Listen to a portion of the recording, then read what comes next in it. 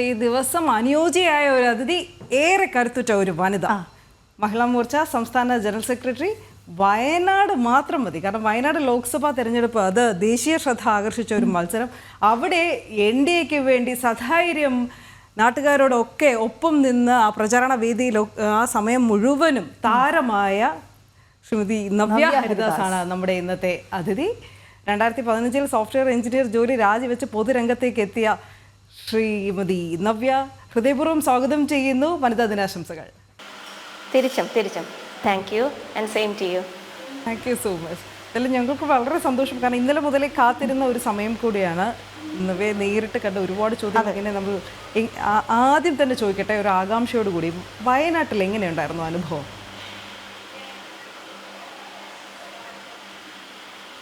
വയനാട്ടിൽ തീർച്ചയായിട്ടും ഒരു വേറിട്ട അനുഭവം തന്നെയായിരുന്നു. ഇലക്ഷൻ അതിനു മുൻപ് ലോക്സഭാ മണ്ഡലത്തിലേക്കുള്ള ഒരു ഇലക്ഷനെ നേരിട്ടിട്ടില്ല. ആദ്യമായിട്ടാണ് അതും വയനാട് പോലെയുള്ള ഒരു ജില്ലയിലേക്ക് എത്തിപ്പെട്ടത്.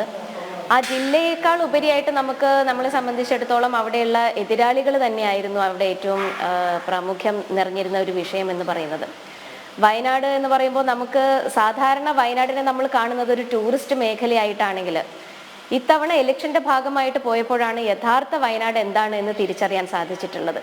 അവിടെ ഊരുകളിലേക്ക് പോകുമ്പോൾ അവിടെയുള്ള ജനങ്ങൾ അനുഭവിക്കുന്ന ബുദ്ധിമുട്ടുകൾ, യാതനകൾ, വയനാടിന്റെ യഥാർത്ഥ ഭംഗി, അതൊക്കെ തിരിച്ചറിയണമെന്നുണ്ടെങ്കിൽ നമ്മൾ പുറമെയുള്ള റിസോർട്ടുകൾ, അതല്ലെങ്കിൽ അത്തരം ടൂറിസ്റ്റ് അട്രാക്ഷനുകളിലേക്ക് മാത്രം കോൺസെൻട്രേറ്റ് ചെയ്യുമ്പോൾ സാധിക്കില്ല.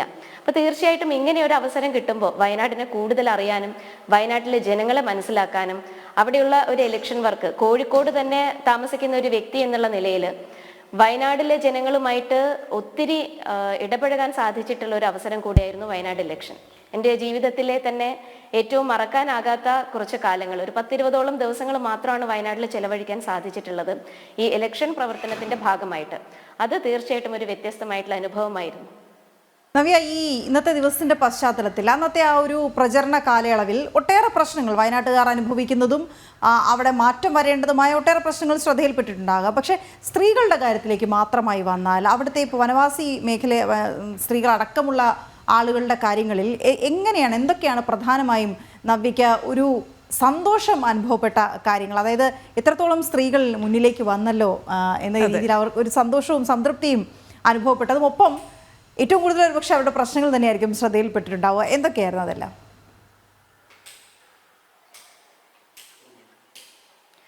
വനവാസി മേഖലയിലേക്ക് നമ്മൾ ഇറങ്ങി ചെല്ലുന്ന സമയത്ത് ഒരു വിമുഖത ആ ഭാഗത്തുള്ള എല്ലാവരുടെയും ഭാഗത്ത് നിന്നും, അതായത് പൊതുജനങ്ങളുമായിട്ട് ഇടപഴകാനുള്ള ഒരു വിമുഖത, അവിടെ സ്ത്രീകൾ എന്നല്ല പുരുഷന്മാരായാൽ തന്നെ ഊരുകളിലേക്ക് കടന്നു ചെല്ലുമ്പോഴും അകത്ത് നിന്ന് പുറത്തേക്ക് വരാനുള്ള ഒരു വിഷമം അവരുടെയൊക്കെ മുഖങ്ങളിൽ നിഴലിച്ച് കാണുന്നുണ്ട്.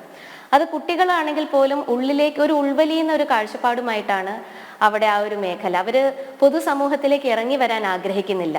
അവിടെ വലിയൊരു മാറ്റം കൊണ്ടുവരണം എന്ന് തന്നെയാണ് വിചാരിക്കുന്നത്. കാരണം സമൂഹത്തില് പുറമേ ഉള്ള ലോകത്ത് നടക്കുന്നത് എന്തൊക്കെയാണ് എന്നുള്ളതിനെ കുറിച്ചൊരു തിരിച്ചറിവ് ഇന്നും ആ വനവാസി മേഖലയിലേക്ക് കടന്നു വന്നിട്ടില്ല എന്ന് തന്നെയാണ് ഞങ്ങൾക്ക് മനസ്സിലാക്കാൻ സാധിച്ചിട്ടുള്ളത്.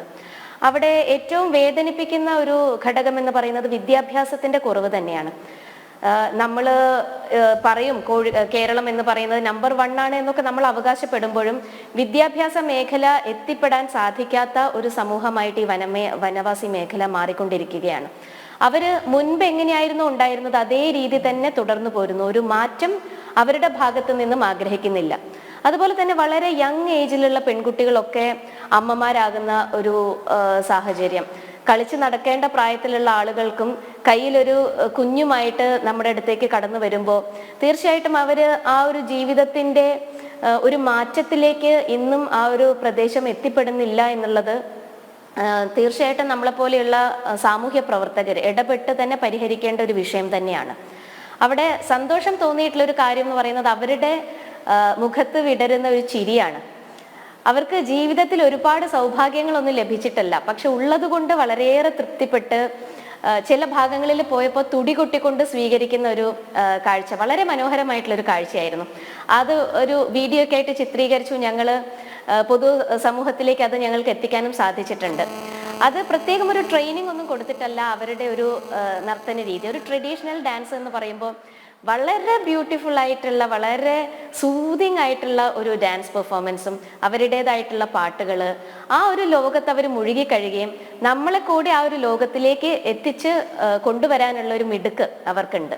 അതുപോലെ സ്നേഹനിധികളാണ് അവിടെയുള്ള എല്ലാവരും, സ്ത്രീകളായാലും ശരി പുരുഷന്മാരായാലും ശരി. നമ്മൾ കടന്നു ചെല്ലുന്ന സമയത്ത് നമ്മളെ കൂടെ ഉൾക്കൊള്ളാനുള്ളൊരു മനസ്സും, അവർക്ക് എന്താണോ ഉള്ളത് ആ ഉള്ളതെല്ലാം തന്നെ നമുക്ക് നൽകാനുള്ള ഒരു മനസ്സും കൂടെ അവരുടെ ഭാഗത്ത് നിന്നുണ്ട്. നമ്മുടെ കേരളം എത്രത്തോളം മാറി എന്നൊക്കെ പറഞ്ഞാലും പുരോഗമിച്ചു അല്ലെങ്കിൽ നമ്പർ 1 എന്നൊക്കെ അവകാശപ്പെടുമ്പോഴും പലയിടങ്ങളിൽ സ്ത്രീകൾ പൊതുവെ നേരിടുന്ന കുറേ പ്രശ്നങ്ങളുണ്ട്, കുറച്ചധികം പ്രശ്നങ്ങളുണ്ട്. നമ്മുടെ സമൂഹം ശരിക്കും സ്ത്രീകളെ അംഗീകരിക്കുന്നുണ്ടോ? അങ്ങനെ തോന്നിയിട്ടുണ്ടോ?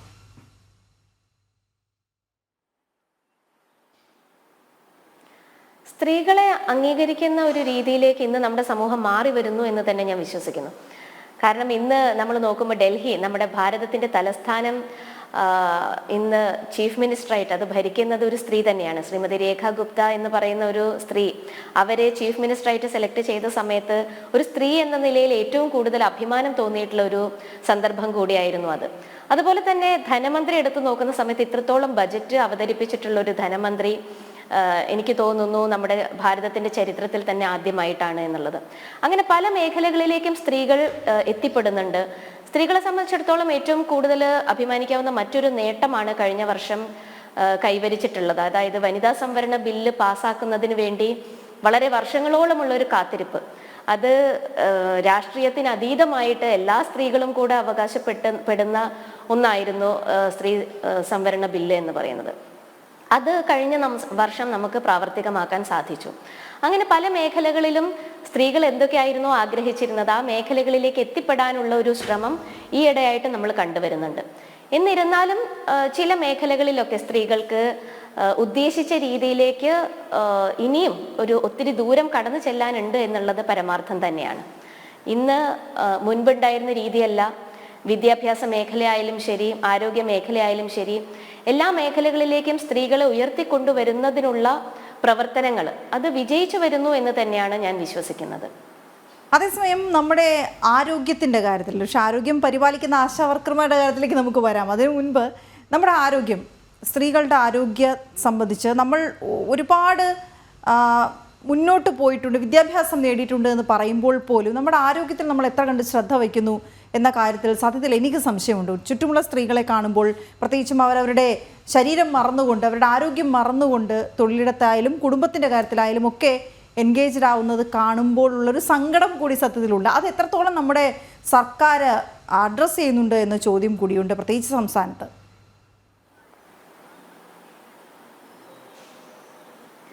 ശരിയാണ്, അത് തീർച്ചയായിട്ടും നമ്മൾ ചിന്തിക്കേണ്ട ഒരു വിഷയം കൂടിയാണ്.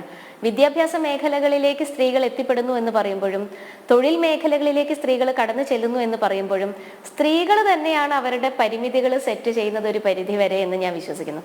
കാരണം എപ്പോഴും നമ്മളൊരു കുടുംബത്തിന്റെ കാര്യം നോക്കുമ്പോൾ ഇന്ന് ഒട്ടുമിക്ക സ്ത്രീകളും തൊഴിൽ ഉള്ള ആളുകൾ തന്നെയാണ്. അപ്പൊ ജോലിക്ക് പോകുന്ന ആ തിരക്കിനിടയിൽ കുടുംബം തീർച്ചയായിട്ടും സ്ത്രീകളുടെ കയ്യിൽ തന്നെയാണ് ഭദ്രം.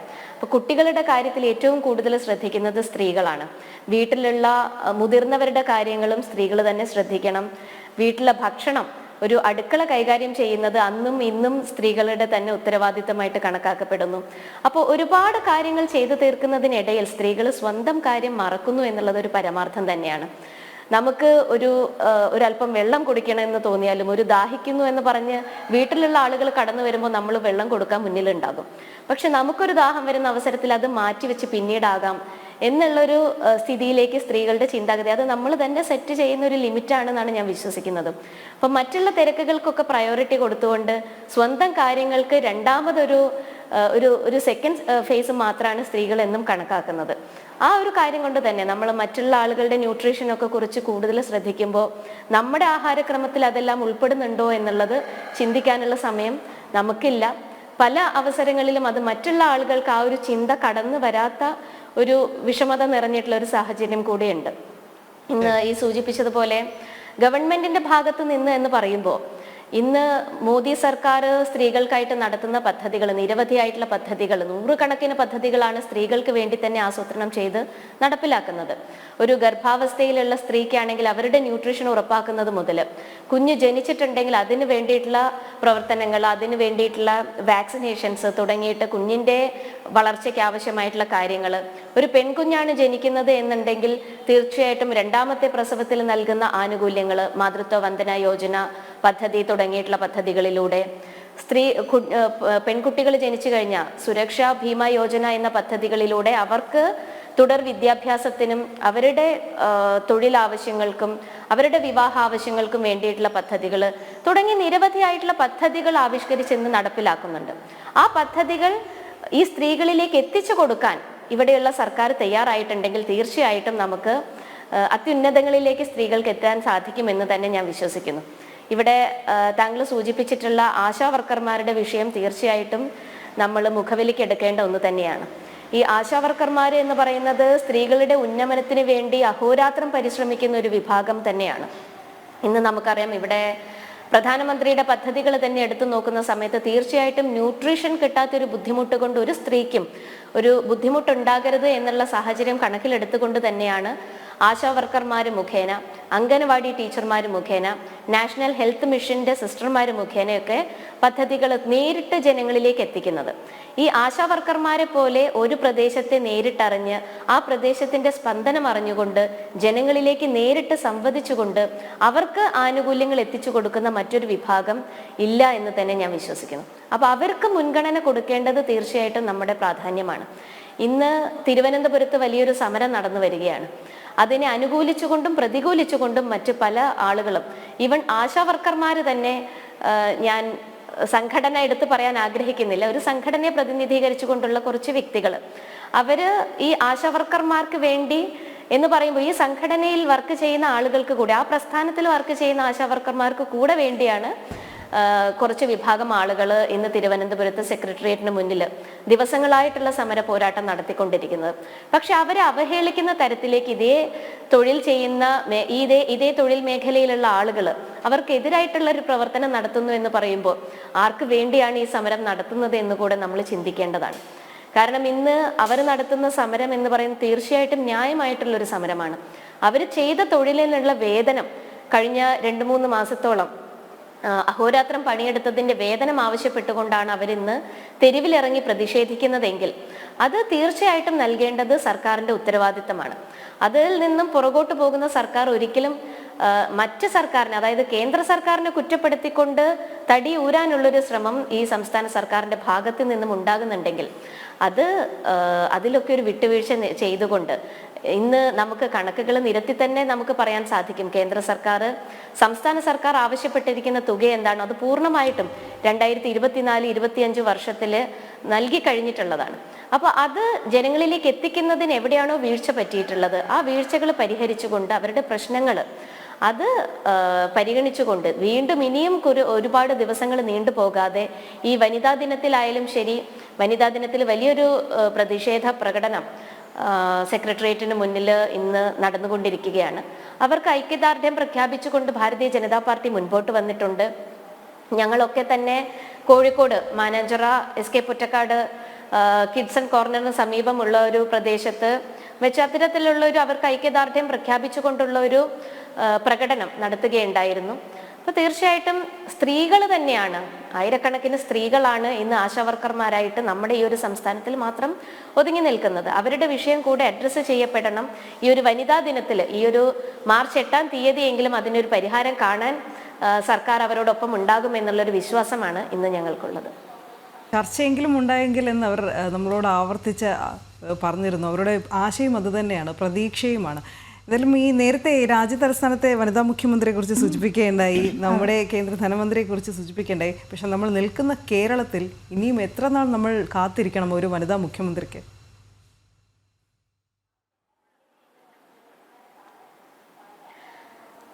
ഇനിയും വിദൂരതയിലല്ല എന്ന് ഞാൻ വിശ്വസിക്കുന്നു. കാരണം ഇന്ന് നമ്മുടെ ഈ ഒരു സംസ്ഥാനം ഭരിക്കുന്ന ഒരു ഗവൺമെന്റ് മാറി വന്നാലേ അതിനൊരു മാറ്റം ഉണ്ടാകുമെന്ന് തന്നെയാണ് ശക്തമായിട്ട് ഞാൻ വിശ്വസിക്കുന്നത്. ഇതിനു മുൻപൊക്കെ ഇടതുപക്ഷ സർക്കാർ ഒരു വ്യക്തിയെ കേരം തിങ്ങും കേരള നാട് KR ഗൗരി ഭരിച്ചിടും എന്ന് പറഞ്ഞുകൊണ്ടുള്ള ഒരു വിപ്ലവ ഗാനമൊക്കെ മുഴക്കിക്കൊണ്ട് ഒരു ഇലക്ഷനെ നേരിട്ടിരുന്ന, അല്ലെങ്കിൽ വനിതാ മുഖ്യമന്ത്രി ആയിരിക്കും നമ്മുടെ ഈ ഒരു സംസ്ഥാനത്ത് ഉണ്ടാകുന്നത് എന്നുള്ളൊരു പ്രതീക്ഷ നൽകിക്കൊണ്ട് മുൻപോട്ട് പോയിരുന്ന ഒരു ഇലക്ഷനെ നേരിട്ടിരുന്ന ഒരു സാഹചര്യം ഉണ്ടായിരുന്നു. പക്ഷെ ആ ഇലക്ഷൻ കഴിഞ്ഞു. അവർ പറഞ്ഞിരുന്ന വ്യക്തി വിജയിച്ചെങ്കിലും മുഖ്യമന്ത്രി സ്ഥാനത്തേക്ക് അവരെ കൂടെ പരിഗണിക്കാൻ സർക്കാർ തയ്യാറായിട്ടില്ല. അതുപോലെ തന്നെ കഴിഞ്ഞ തവണ ഉണ്ടായിരുന്ന ആരോഗ്യമന്ത്രി ആയാലും ശരി, അവര് യോഗ്യത തെളിയിച്ചിട്ടുള്ള പല വ്യക്തികളും ഇന്നും നമ്മുടെ സംസ്ഥാനത്ത് പുറകുവശത്തേക്ക് തള്ളപ്പെടുന്ന ഒരു സാഹചര്യം. അങ്ങനെ സ്ത്രീകൾ ഇല്ലാത്തത് കൊണ്ടോ, സ്ത്രീകൾ തിരഞ്ഞെടുക്കപ്പെടാത്തത് കൊണ്ടോ, സ്ത്രീകൾ ആഗ്രഹിക്കാത്തത് കൊണ്ടോ, യോഗ്യത ഇല്ലാത്തത് കൊണ്ടോ അല്ല, മറിച്ച് സ്ത്രീകളാണ് എന്നുള്ള ഒരൊറ്റ കാരണം പറഞ്ഞുകൊണ്ട് ഈ സംസ്ഥാനത്ത് അവരെ പുറകോട്ടടിക്കുന്ന ഒരു വളരെ വിഷമകരമായിട്ടുള്ള ഒരു സാഹചര്യം ഇന്ന് നിലനിൽക്കുന്നുണ്ട്. ഞാൻ തീർച്ചയായിട്ടും വിശ്വസിക്കുന്നത് ഇന്ന് ഇതുവരെ നമ്മുടെ സംസ്ഥാനം കണ്ടിട്ടുള്ളത് ഇടത് സർക്കാരിൻ്റെയും വലത് സർക്കാരിൻ്റെയും അവരുടെ മാറി മാറി ഭരിക്കുന്ന ഒരു പ്രവണത തന്നെയാണ്.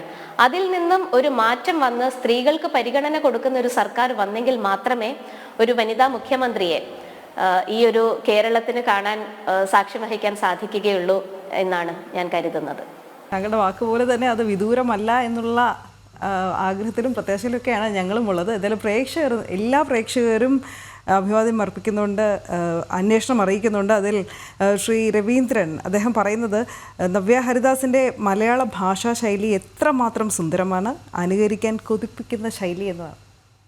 ഇത് മാത്രമല്ല, BJPയുടെ നേതാക്കളെ തെരഞ്ഞെടുക്കുന്ന രീതി സംബന്ധിച്ച് തീരുമെന്നും അത് നവ്യയുടെ വാക്കുകൾ കേട്ടുകൊണ്ടാണ് അദ്ദേഹത്തിന്റെ അഭിപ്രായം വരുന്നത്. ഒരുപാട് പേര് വനിതാ ദിനാശംസകൾ അറിയിച്ചുകൊണ്ടും നമ്മോടൊപ്പം വരുന്നുണ്ട്. നവ്യ, ഒറ്റ കാര്യം കൂടി, നമ്മുടെ പെൺകുട്ടികളോട്, സഹോദരിമാരോട്, അമ്മമാരോട് എന്താണ് ഈ വനിതാ ദിവസത്തിൽ ആശംസകൾ നേരാനായി പൊതുവായി പറയാനുള്ളത്?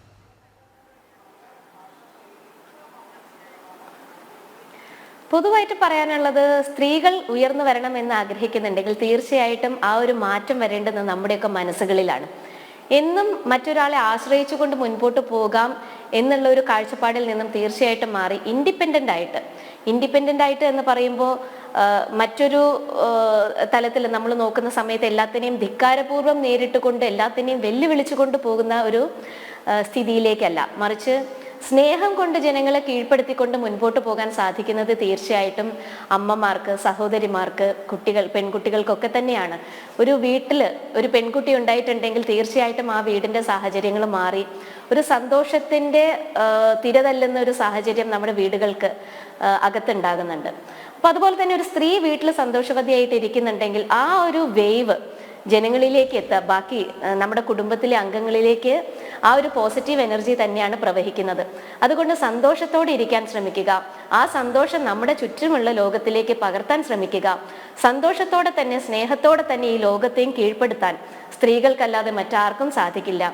അത് എൻ്റെ പ്രിയപ്പെട്ട സഹോദരിമാർക്കും അമ്മമാർക്കും കുഞ്ഞുങ്ങൾക്കും എല്ലാവർക്കും സാധിക്കട്ടെ. ഈ ഒരു വനിതാ ദിനത്തില് തീർച്ചയായിട്ടും നമ്മൾ ഉയർന്നു വരണമെന്ന് ആഗ്രഹിക്കുന്ന ഒരു സമൂഹം ഇന്ന് നമുക്ക് ചുറ്റുമുണ്ട്. ആ സമൂഹത്തിന്റെ കാഴ്ചപ്പാടിലേക്ക് നമുക്ക് ഉയരാനുള്ള ഒരു പരിശ്രമം നമ്മുടെ ഓരോരുത്തരുടെയും മനസ്സിൽ, നമ്മുടെ ഹൃദയത്തിൽ നിന്ന് തുടങ്ങണം എന്നാണ് എനിക്ക് പറയാനുള്ളത്. കുറച്ച് വീട്ടുകാരും നാട്ടുകാരും ഒക്കെ ചോദിക്കാനായി ഞങ്ങളെ ഏൽപ്പിച്ചിരിക്കുകയാണ് ഞങ്ങളുടെ പ്രൊഡ്യൂസേഴ്സ്. ഏറ്റവും ആദ്യം ഒരുപക്ഷെ ആവർത്തിച്ച് ഇതിന് ഉത്തരം പറഞ്ഞിട്ടുള്ളതായിരിക്കും, എങ്കിൽ പോലും ചോദിക്കട്ടെ. ഈ വിദേശവാസം കഴിച്ചിട്ടാണല്ലോ ഈ പൊതുരംഗത്തേക്ക് സജീവമായിട്ട് എത്തിയത്. എങ്ങനെയുണ്ടായിരുന്നു ആ മാറ്റം?